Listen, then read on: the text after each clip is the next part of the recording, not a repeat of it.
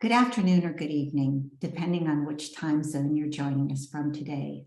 Welcome to The Open Mind, a lecture and film series that brings together thought leaders in science and culture for meaningful and relevant discussions about mental health issues. The Open Mind is proudly sponsored by UCLA's Friends of the Semel Institute for Neuroscience and Human Behavior and the Resnick Neuropsychiatric Hospital Board of Advisors. I'm Vicki Goodman, and it is my honor to welcome and introduce today's featured speaker, renowned author, science journalist, and podcaster, Florence Williams, who is here to talk about her new critically acclaimed book, Heartbreak, a personal and scientific journey that was just named one of the top Apple books of 2022. Congratulations to Florence. In Heartbreak, Florence tries to understand why the emotional upset she was experiencing after the breakup of her 25-year marriage was also causing her body and brain to malfunction.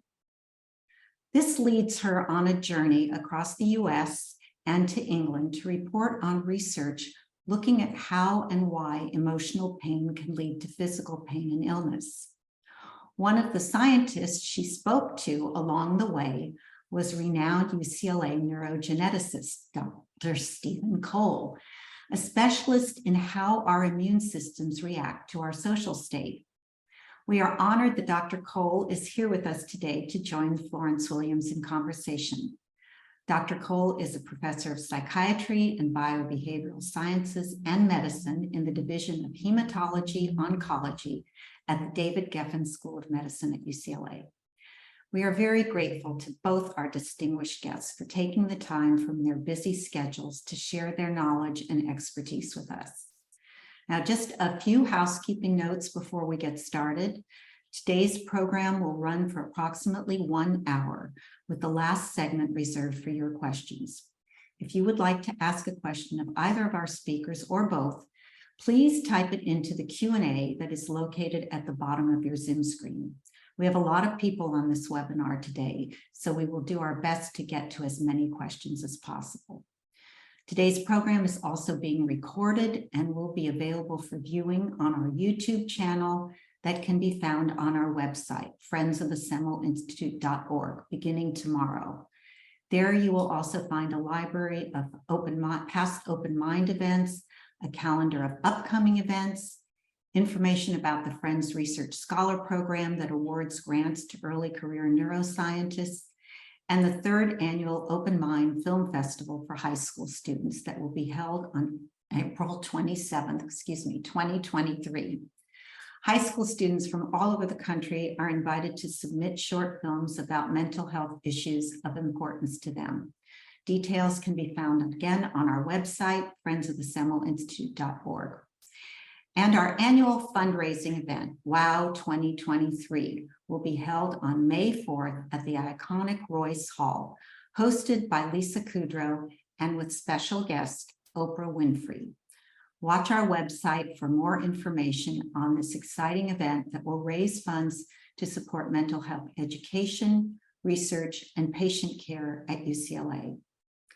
And this being our last program of 2022, I would be remiss if I didn't encourage all of you to please consider the Friends of Semel and our Open Mind programs in your year-end giving. You will find a convenient donation link on our website. Again, it's friendsofthesemelinstitute.org, or a donation link on the thank you note that you're going to receive tomorrow in your email.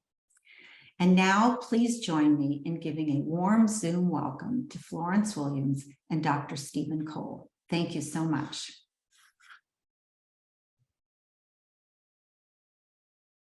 Hi, Florence. It is great to see you again. I have been following your project on Heartbreak now for, I would say, what did we decide? 4 or 5 years, something like that. It's 5 years, pretty much. Good heavens. Yep. Anyway, for those of you in our audience tonight, new to Heartbreak the book, if not Heartbreak the life experience, can you tell us a little bit about the origin of this book and how you came to write it? Yes, absolutely. And I just want to thank Vicki for that nice introduction. She said, Steve, that you were one of the scientists I interviewed on my journey. What she didn't say is that you were one of the key scientists that I interviewed on my journey, who really influenced actually the course of my heartbreak journey and the course of the narrative of the book. I feel like our conversations over those several years of reporting, just made a huge difference in terms of what I wrote about. And also, I think, in terms of my personal story. I'm really grateful to you for being here tonight. And for I'm happy to have played a role. Well, I guess what started this whole project, obviously, was kind of this moment of crisis where my marriage ended kind of rather unexpectedly. Wasn't my choice to end it. And it had been, as Vicki said, a 25-year marriage, a 32-year relationship. And it was absolutely devastating. I had never really been heartbroken before because I had met the man who would be my husband when I was 18. I was kind of spared, I think, a lot of the trauma of dating and heartbreak early on. But boy, it sure hit me when it hit me. I describe in the book, that I experienced this really sudden weight loss. I had trouble sleeping. I felt very hyper vigilant, full of this energy that was very uncomfortable. I describe it as feeling like I'd been plugged into a faulty electrical socket. And I started getting sick. I was diagnosed with type 1 diabetes, which is fairly unusual to be diagnosed with that as an adult. I felt like my immune system started breaking down. And around this time, as a journalist, as a science journalist, who often kind of goes around talking to people with a tape recorder to explain, questions in my life that I'm interested in. This was my third book, and my other two books were also first person, sort of loosely first person. This one ended up being a lot more personal. I just had this drive to find out what the explanation was for what I was experiencing. Early on, I talked to a few just really critical people. One of them was Helen Fisher, who studies the kind of neuroscience of falling in love. And I ran into her at a meeting, and I said, Helen, can you tell me what happens when you fall out of love or when you're dumped? What's going on? What's going on with my brain? And she said, yeah, I can tell you a little bit. And we don't know a lot about the other side of love, but we know a little bit. And we know that it's a lot like physical pain. It's a lot like a toothache, only it goes on and on and on. And then, pretty early on, I talked to you. I found out about your research with loneliness. And I remember you responded, I think, to an email I had sent, and you said, yeah, I can talk at like 2:00 on Tuesday. And I was driving in a rental car in Colorado. And at 2:00 on Tuesday, I pulled off the side of the road. I opened my laptop. We started talking. I started typing. The tumbleweed was blowing over my car. And we had this incredible conversation in which you said some things that actually I think you should say right now. Maybe we should try to kind of repeat that conversation along the lines of, you need to take this heartbreak very seriously. What are some things that you remember saying? Do you remember? Lord, if I could even remember last week, I would be doing much better than I am today. So if 5 years ago, you're pushing the limits. Well, if someone said to you, why should I take heartbreak seriously? Yeah, because your body can't live without good social connection. Of course, your body's falling apart. That is the central survival resource for a human body, is the presence of other human beings who care about her or him or all of us together. So does that sound like anything I said? Yeah, absolutely. And I remember saying to you, I said, it's so unfair. Like it hurts so much emotionally. Why does my body also have to break down?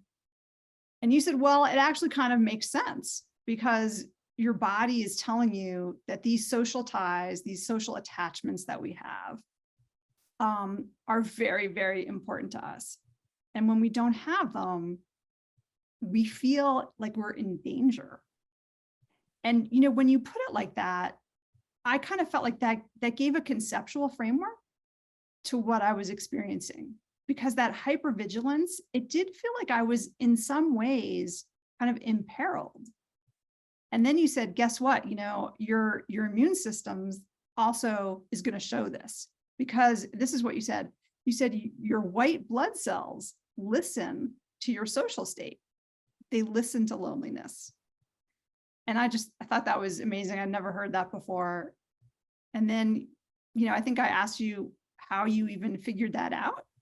And then the two of us devised a plan for how I could stop by your office at UCLA, stop by the lab, drop off a blood sample, find out what my transcription factors were doing in terms of inflammation and antiviral fighting, and then look over time as I tried these various ways to feel better. And so that became kind of a pathway for my journey. It's like I was going to try being in the wilderness. I was going to try certain kinds of therapy. I was going to try, having a fling. And any of these things kind of move the needle on my immune system. And so that's what we did. And so that brings up a couple questions. One, so most people who, get struck by heartbreak, think of it as an emotional catastrophe and they kind of stumble forward. You have to be one of the most effective copers I think I've ever met. Like this terrible thing happened to you. You thought about how to get through it.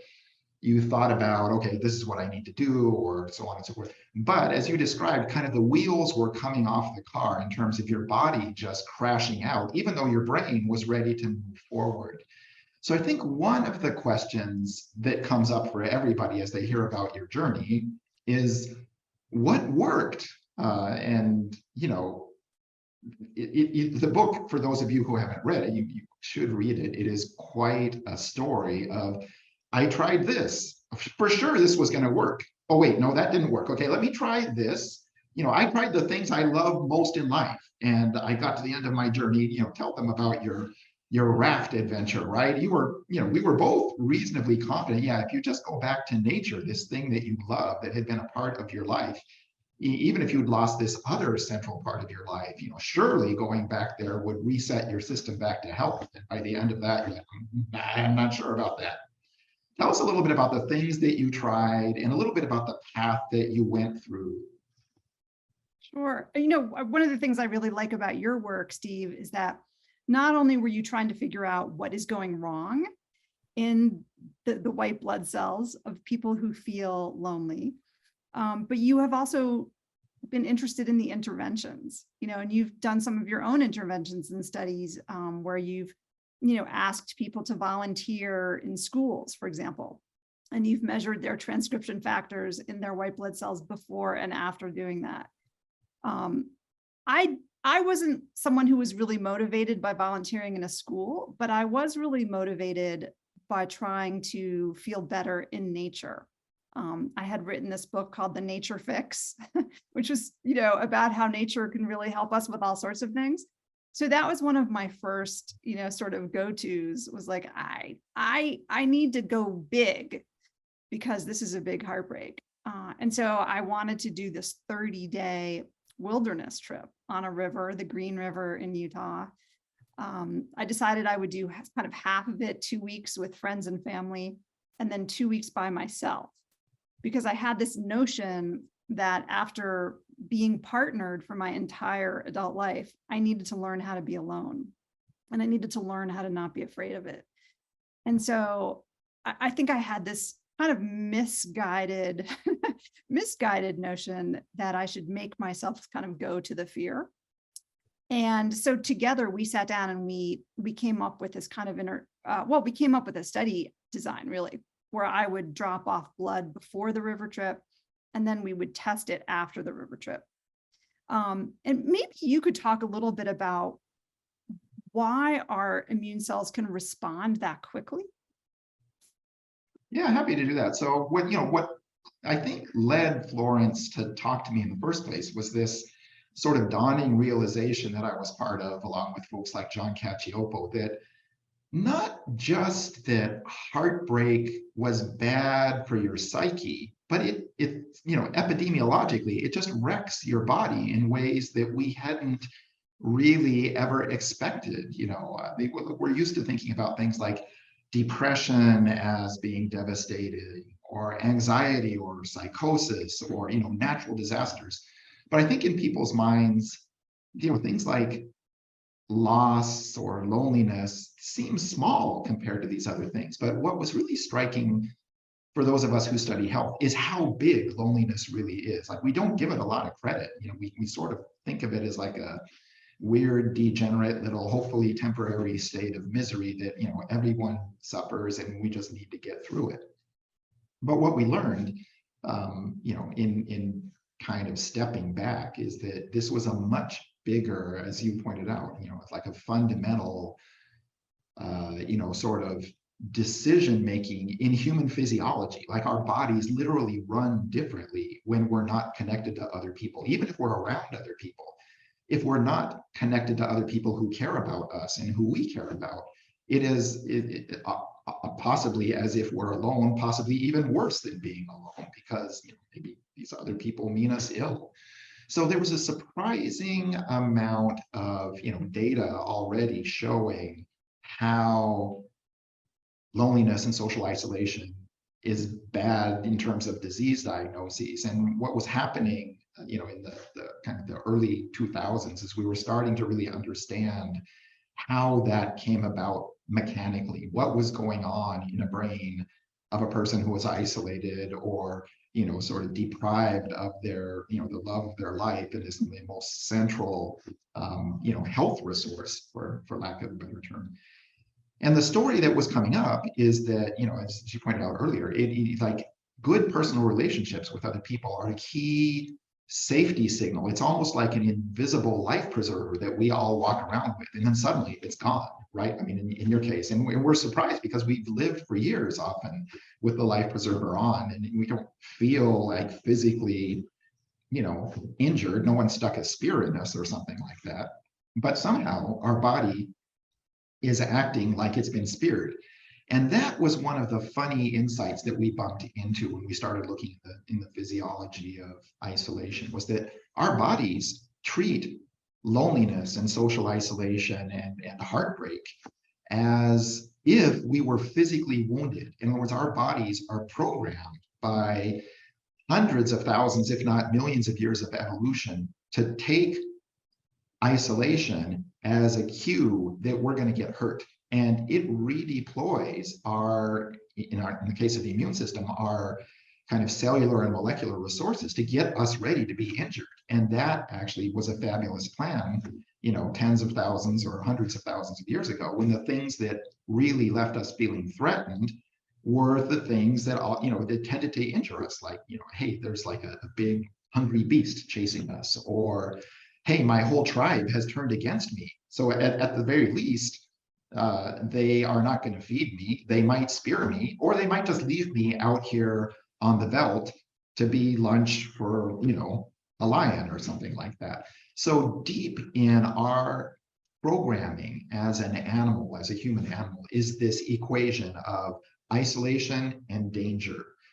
But the way we live now, we've forgotten all of that on some level, because we rarely feel so isolated that we are, at objective risk from the lion.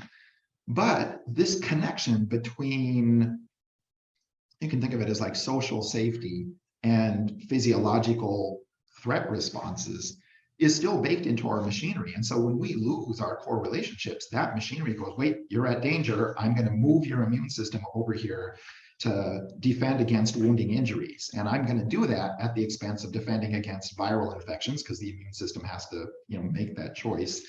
And I'm going to do this until you feel perfectly safe, or more or less safe, for a few weeks or months at a time.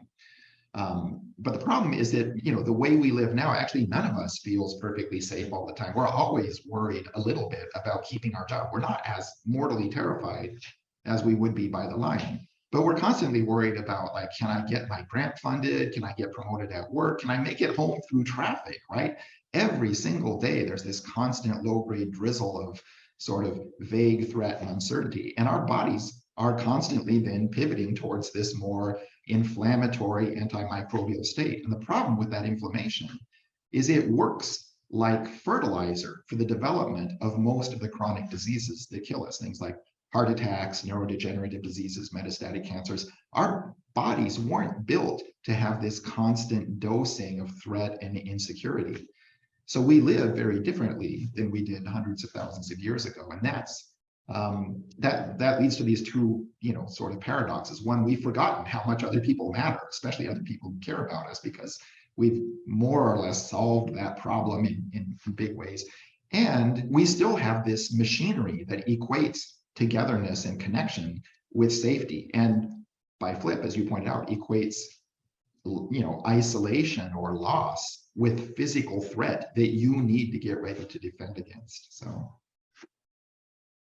I think you can all understand why I found Steve to be so compelling as a talker and as a researcher. I mean, he has a really effective way of putting things. I remember at one point you said to me, heartbreak is one of the hidden landmines of human existence. Yep. Because it changes our genes to upregulate for inflammation. And if that goes on for too long, it can lead to this host of chronic diseases. And I think you said something like, these genes are a fertilizer for disease. And this number is kind of alarming to me, because I don't want to be breeding a fertilizer right. Yeah. disease, right? So I was freaked out after talking to you, but I also, the journalist in me was super excited, because I thought this is a good story and I haven't really heard it before. So, to get back on the river, I had this notion to go into wilderness. Another psychologist had told me that the people who are most resilient after divorce and loss are the ones who can really be open to beauty. And I thought that was fascinating. I didn't know if I was really open to beauty, but I knew I could try to become more so.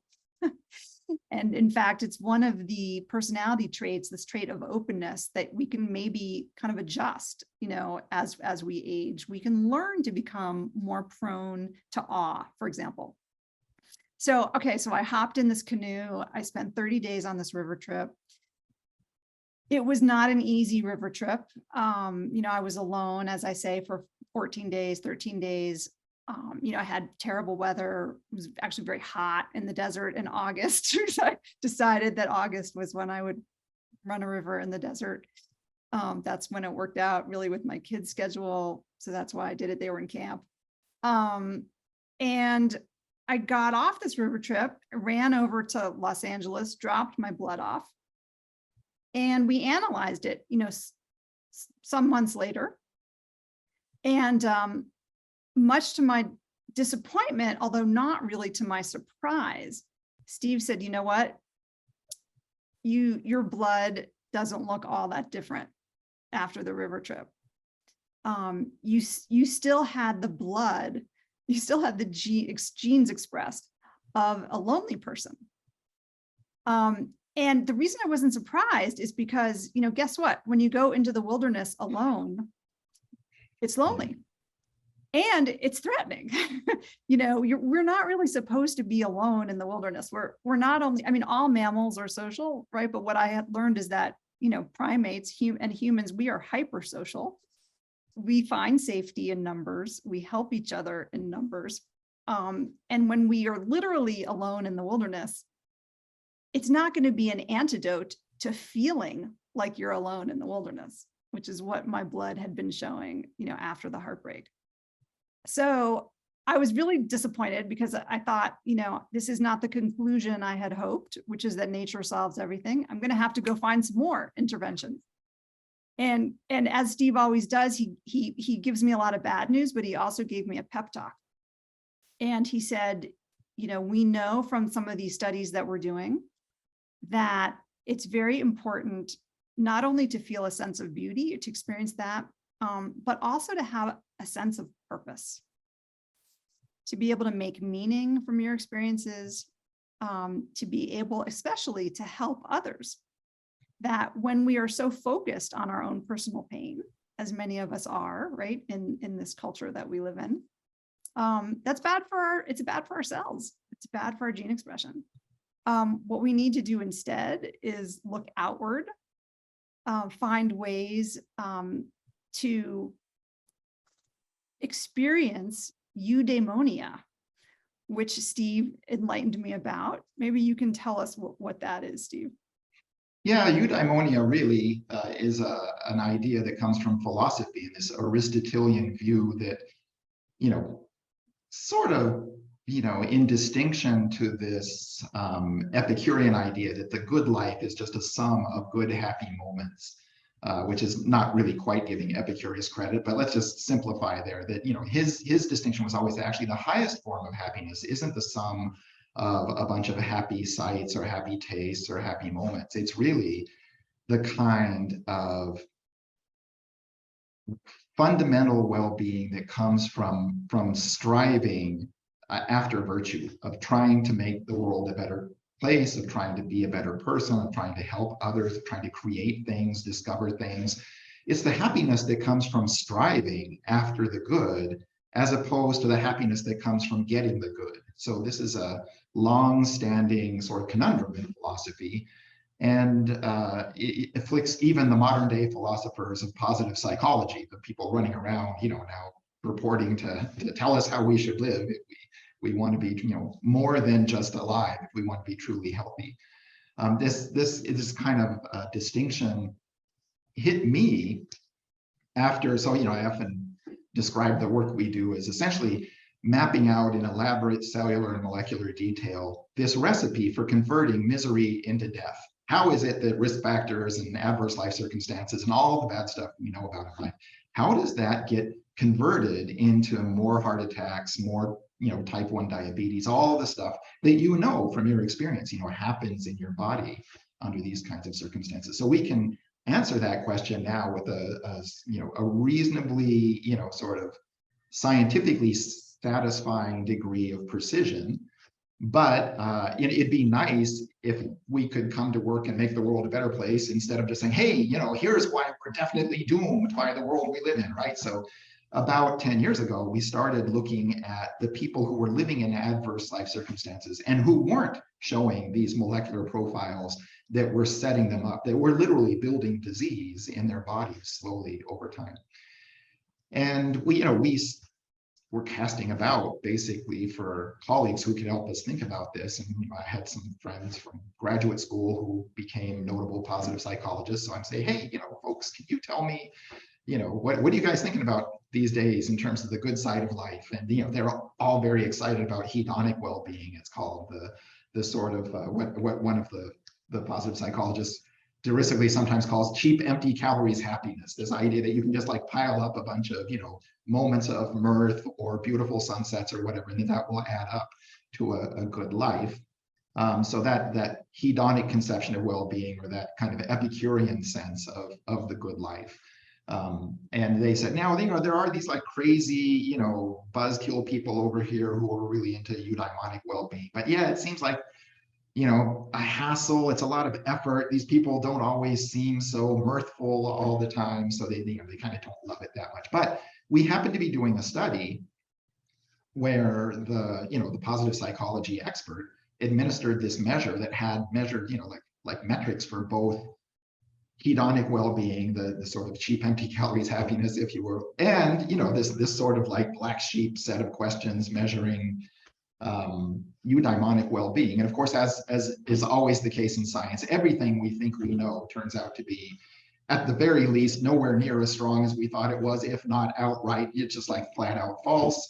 So when we, got the blood samples back and started doing exactly the kind of thing that we did with your blood samples, we know what the blood of a stressed, threatened person looks like. It's got, this ramp up in all of these inflammatory gene transcripts, sometimes even more of the cells that make those gene transcripts. And at the same time, they've dropped like crazy their antiviral biology, which is not that awesome for obvious reasons in recent history, even before, pre-pandemic era when we met each other. It didn't seem like a great plan to just drop your antiviral defenses every time life got hard. What sense does that make? Well, once upon a time, when when the lion was a more immediate threat, that probably did make sense. That's not so much the world we're in now. But anyway, the upshot was, we know what the blood looks like in a threatened person. So like, just exactly as in your experiment, we can ask, hey, maybe taking a rafting trip is going to help. Yeah, that didn't work. We would, if you thought you were unhappy to hear that, think about me. I'm like, oh, look at all this stuff. I really, want Florence to be happy and, have a We had lifetime to of keep help. going. Yeah, and so now I'm like, it's not quite diagnosing you with cancer, but it's, it doesn't like, I'm looking at these numbers, I'm going, okay, how I have to simulate, how am I going to break the news to you without totally demoralizing you? But fortunately, as you pointed out, we had at that point an ace up our sleeve. And that was this unexpected finding that it was the people with high levels of eudaimonic well-being, people with a high sense of purpose or meaning in their life, people who were striving after something. They looked great on these blood-based measures of adversity. It's like they were living in these crazy, awful, chaotic circumstances. But in general, they were doing much better than I would be doing in those circumstances, probably even better than most of us would be doing. So that was an important insight, is that one of the protective factors amidst a life of adversity is being able to stay focused on the good in life and the world that you want to make, the people you want to help. And this was a huge clue to us in biology, because frankly, there was not a lot in biology to help us make sense of this, but it was a very clear signal. Most of biology is about threat happens in your brain, you perceive bad stuff is happening, and you have a stress response, and it wrecks your immunity, and then you die, basically. So we were constantly trying to figure out there must be something in our physiology that pushes back against that protects against that kind of thing. So I could have kind of believed it if just laughing a lot, which we think of as like a physiological thing, might have done this, but it didn't. Like that, that kind of happiness didn't do it. It was more this flowery, philosophical, let me think about, making the world a better place. How is that going to become a biology that actually persuades my white blood cells to not be threatened, or at least to, veto the threat instructions? So this opened up this tremendous line of research on what's going on in the brain when we pursue value in life, what's going on in the brain when we try and create, make the world a better place, seek for a better world, hope. And we actually know the answers to that. And there's a set of circuits that is this kind of forward-looking, seeking, hoping, wanting system in the brain. It runs on dopamine. It gets hijacked by drugs of abuse. And for some reason, this thing is endowed with a veto power over threat. It doesn't make threat go away, but it basically, those two systems go into your brainstem, and they have to sort out what signal is going to get sent out of your spinal column and into the rest of your physiology. Is it going to be hunker down, get ready to be hurt, or is it going to be chase the good in life and keep trying to create and protect and find and discover and nurture? So that was a huge surprise to us. There's nothing in stress physiology that helped us make sense of that, but it was a tremendous discovery. So, thankfully we, this was starting to become evident at the time that we were talking about this. And I was like, I hoped nature would do it as much as you do, but we both didn't get so lucky there. Let's try a couple other things here, basically. The way anybody who's failed in their hopes or prognostications does. They're like, okay, wait, let's spin the roulette wheel again, or something like that. So tell me a little bit about what you did next. I mean, obviously, this was part of a set of realizations that you had that led you to do more interesting stuff in your life. And I was like, okay, we'll definitely keep taking your blood. We're not going to just strand you saying, death is on your doorstep or whatever. But tell us a little bit about the other things that you tried after that and kind of the sequence of things that seemed to help. Well, the good news is that you said we have a plan. We do think that there's a cure here. The bad news was it wasn't the cure that I wanted to hear. If you had said, do a lot of yoga, take bubble baths, relax, I would have been like, okay. But instead you said, no, you really have to go, do some good in the world. And this is what you said.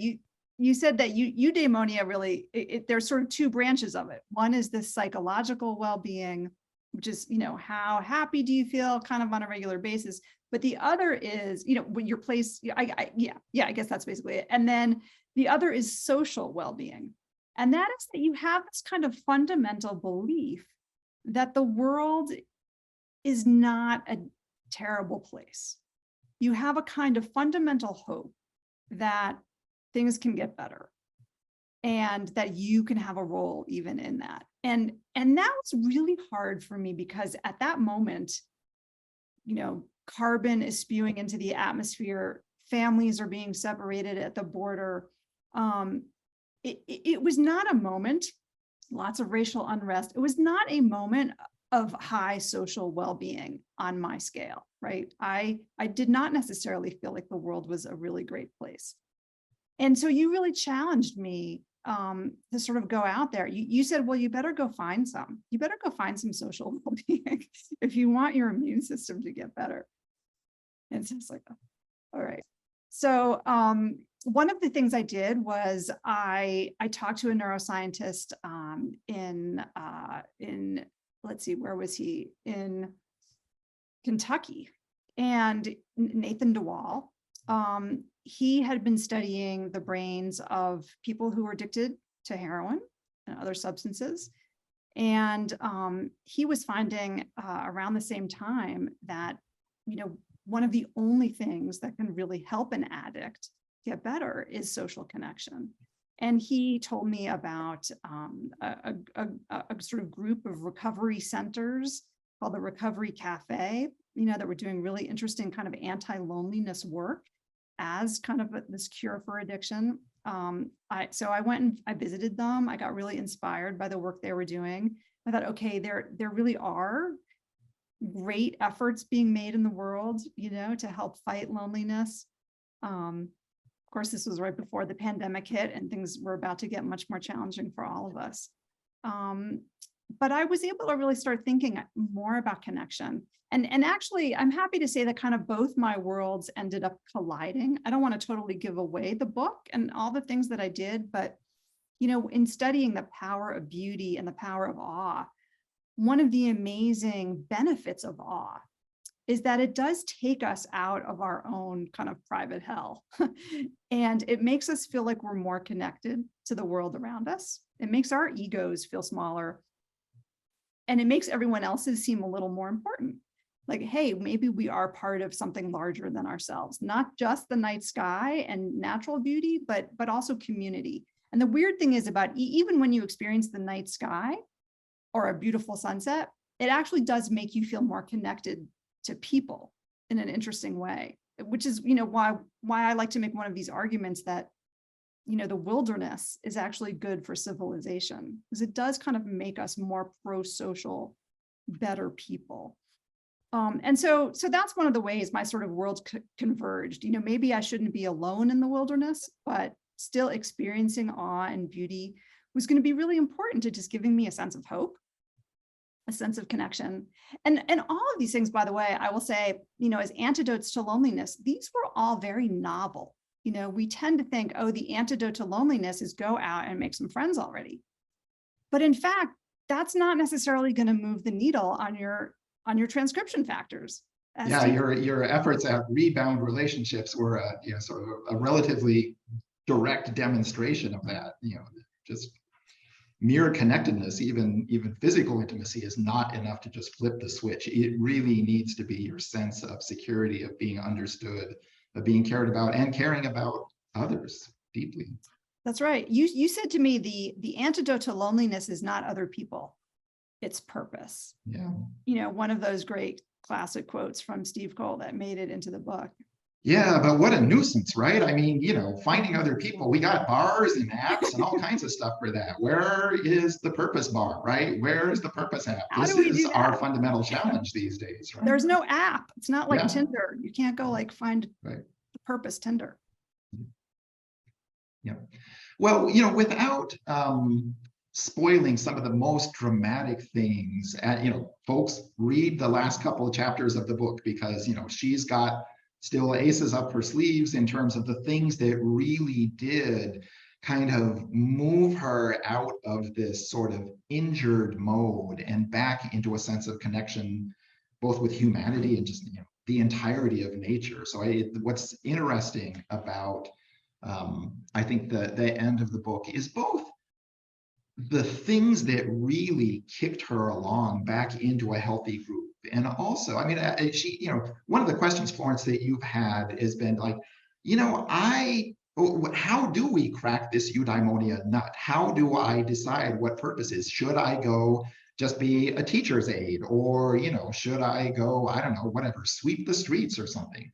And the challenge of eudaimonia is actually getting it right for you and kind of discovering what is your way of being of service to the world? What's your way of helping people? And what we know from, our experience of your experience here is that, your supreme gift is seeing something interesting or, problematic or something and really digging in to analyze what humanity already knows about this and where we are on the, sort of the edge, what is the frontier of human thought in this area, and then kind of wrapping that up in a big present and giving it to other people in the form of a book, basically. So I think, Florence, I remember you saying, I still never really did eudaimonia. And I'm like, no, that is your Florence brand of eudaimonia. That, when you're doing it right is when you're taking your personal gifts and eccentricities and capacities and unusual insights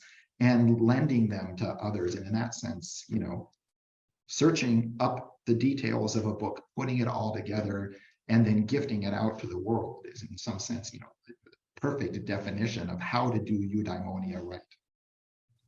And as I say in the book, if Steve ever gave up doing his kind of immunogenetics work, he would have a future as a divorce counselor. Because he really did give me those pep talks in my darkest hours. And he would say, you really do have this North Star, and it's the work you do. And that is ultimately what's really going to pull your immune cells along, to a happier, shinier place. I found that wildly helpful.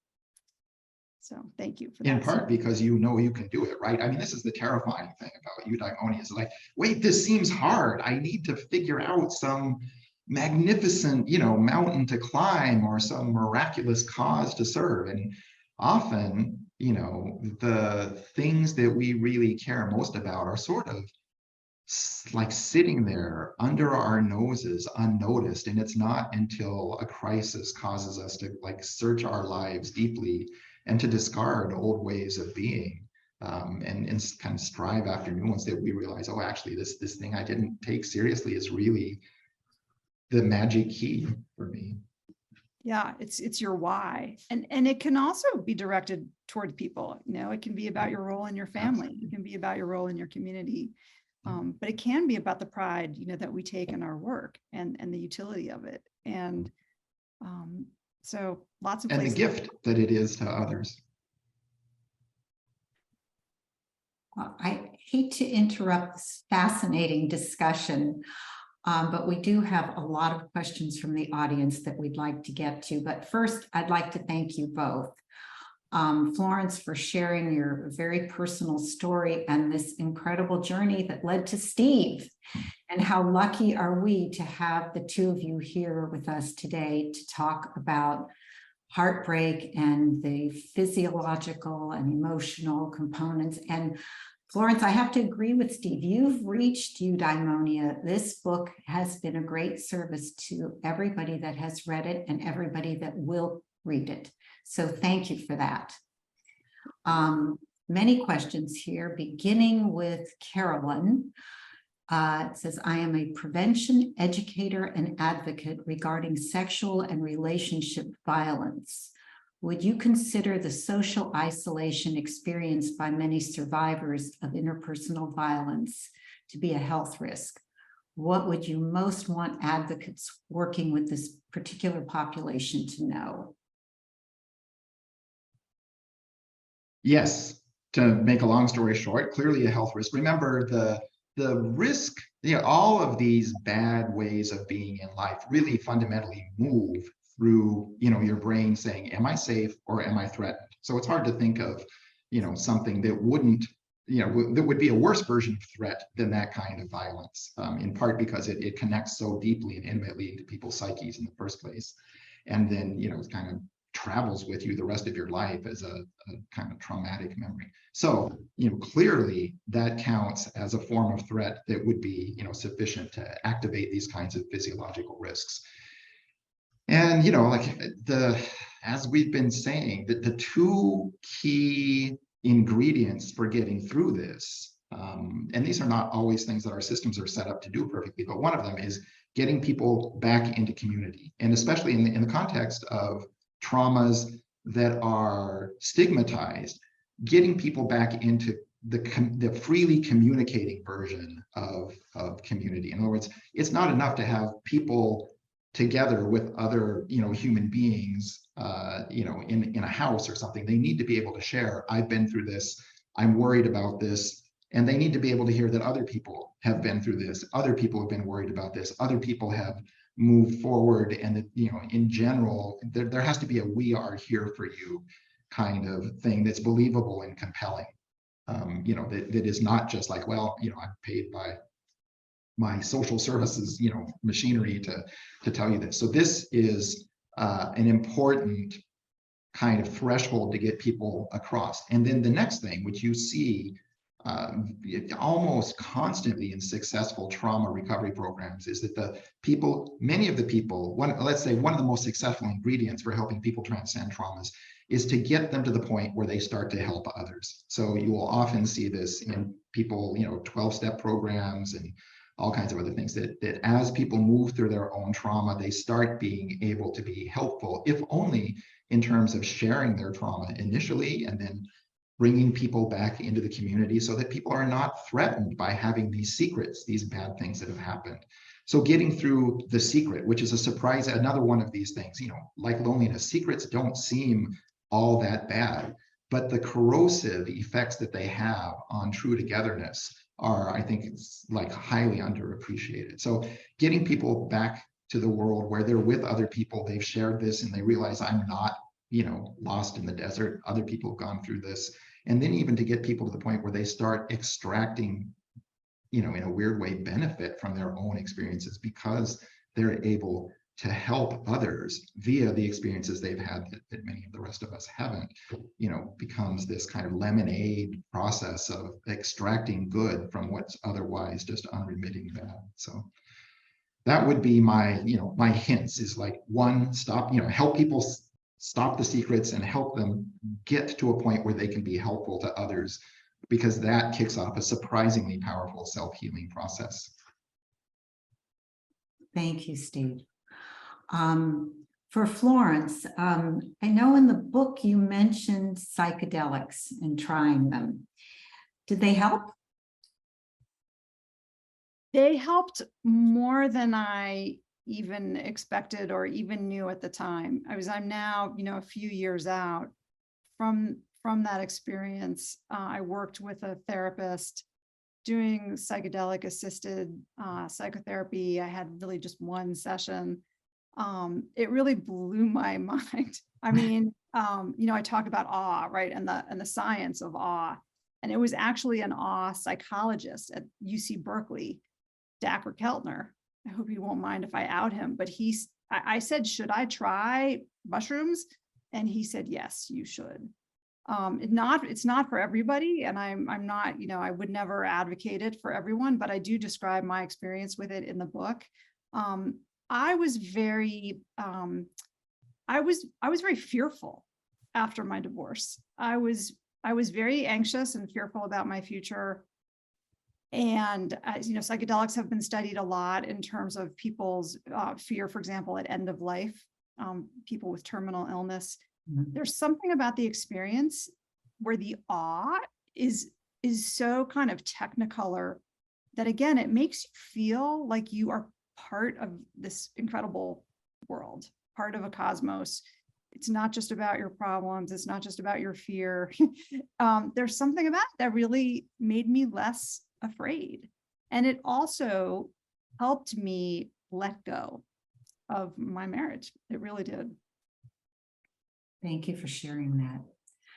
From DDS, I can imagine dentist, or maybe just initials, kind of reiterating what you've both been talking about. It says, I just lost my life partner of 30 years, feeling lonely and developing acute pain in my knee 2 days after her death. I talked to one neuroscientist who said, if you're feeling heartbroken, do not slip on the ice, because everything hurts more after heartbreak. And there have been a lot of neuroscience studies that show this. People will go into a functional MRI machine, and we can actually see what their brains look like if their like hand is in very hot water, for example, or if there's like some finger pressure on them. People who have experienced a loss or feel lonely will feel that pain more acutely register in their brains. And the opposite happens if they look at a picture of a loved one, or if someone holds their hand while they're, for example, recovering from from surgery, they'll recover more quickly and they won't feel the pain as much. So absolutely, there's more inflammation in your body, and pain, physical pain is going to be one of the manifestations of that. Thank you. Steve, did you want to add anything to that? Or Actually, she's spot on. So there's not much to add other than, at every layer, not just at inflammation, but, your body kicks in a whole host of threat response systems. For instance, one thing that happens is you just don't sleep deeply, right? Because your brain now knows you're not safe. So it literally, it's just like acting as if you were in nature and you had no one to guard you. And so you proverbially sleep with one eye open. So that robs you of lots of rest and recovery. And your nervous system is intensely tuned up because now there's no one else to take care of you. You need to see the bad guys coming. You need to see the threats coming over the horizon. So everything in your nervous system gets tuned up and hypersensitized. And unsurprisingly, what gets pushed aside is, the sense of relaxation, the sense of ease in life. And we often become very self-focused, which, as we discussed earlier, is, it's a terrible trick, because in many ways, the key to bringing us back into health and safety is to get us reconnected to a community. But when we're so injured and threatened, it's hard to think about anything but ourselves and our own pain and suffering. So I would just add, by way of some assurance, that our bodies, our brains are wired for love, and they are wired to feel this incredible grief and agony when those bonds are broken or lost. But our brains are also wired to recover. And for most of us, that does happen. For some of us, it doesn't. And one of the reasons I wrote this book was I was very motivated to get people to take this kind of social pain seriously and really work to come out of it. But our brains are wired to get better. thank you both. From Melissa, are all of these gene alterations also occurring in children who are feeling abandoned by peers and parents or parents? Yes, to make a long story short, that is definitely happening. And this is a topic of intense research. What's interesting is there seems to be some kind of developmental, sort of staging to this, whereas the dynamic that, Florence and I have been talking about tonight is mostly an adult phenomena, where the antiviral system goes down and the sort of inflammatory system goes up. Those things happen in kids. So it's not like there's nothing going on in kids. But because kids are more profound, they don't have these strong coping mechanisms or histories the way we do, even as adolescents, much less adults. So they often have a different physiological threat response, one that's dominated more by a sort of an overwhelming sense of threat that leads them to a kind of a very defensive shutdown.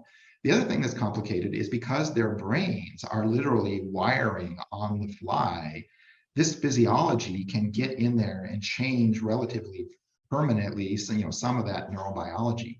But it also changes your experience of life during a time when we're all developing a theory about what the world is like. And as Florence was mentioning earlier, people who believe the world to be a generally safe and abiding and healthy place, unsurprisingly, their physiology will have low levels of threat. People who come to believe that you can't trust other individuals, and especially people that come to believe that they can't trust their most trusted, closest caregivers, that is a much more profound strike at the core sense of safety than most of us will have almost ever as adults. So it's an unusually high stakes time as people are forming views of the world and generic expectations about what life has to offer. So it makes it all the more important that we can keep these people in community and keep them cared for and keep them, strong and caring for others at these particularly vulnerable points in life, because the capacity to lead to kind of long-term biases in how bodies grow is significant. Now, that said, we know from research where you can experimentally manipulate trauma in animal models that most of the effects of trauma can be overcome by moving people to healthy life circumstances after they've been in threatening, unstable life circumstances. So as Florence was, noting appropriately earlier, I don't want to leave people with the impression that, you're cursed for life if you have a bad childhood. Most people with bad childhoods actually get through them and survive and thrive. But usually that's because they found some adult who can take care of them, befriend them, and care for them as they develop. Thank you. We have time for just a couple more questions. From Betsy, can rescuing an animal help provide the sense of purpose with overcoming the negative signals of stress and loneliness? Or does it need to have a larger social, impactful, bigger connection? And I know, Florence, we were talking about our dogs before this program began, so this question is especially near and dear to my heart, and I think yours too. So. Well, Steve may have more to say about this, but I do think there are some studies showing that having pets is very good for your mental health. It can be very helpful. It can help you feel less lonely. Absolutely. Help create a sense of belonging, a sense of safety, some outward focus. Yeah. Absolutely. Yeah, I second that. One of the key things that pets do is, as you choose your pets, be aware one of the most powerful things that being good to others offers back to us is a sense of appreciation.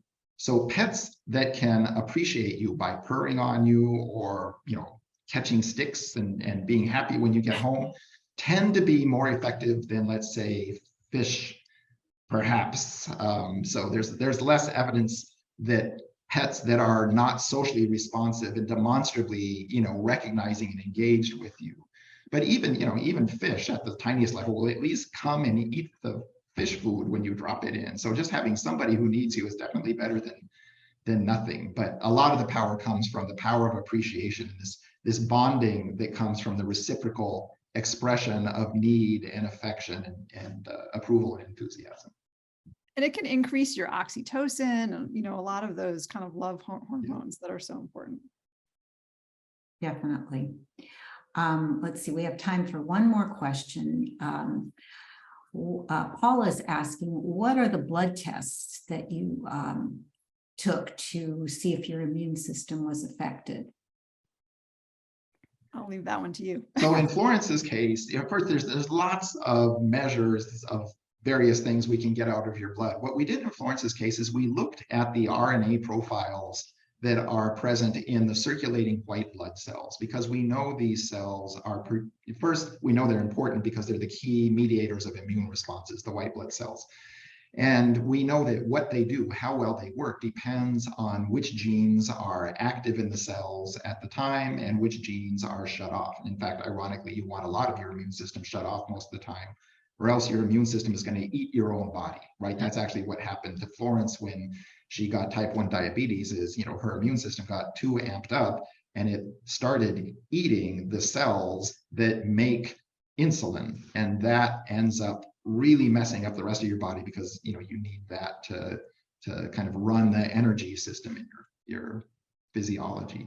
So this set of assays that we did basically, sort of leverages what we learned from the human genome. So we now have the dictionary of all 20,000 or so genes that are in the genome.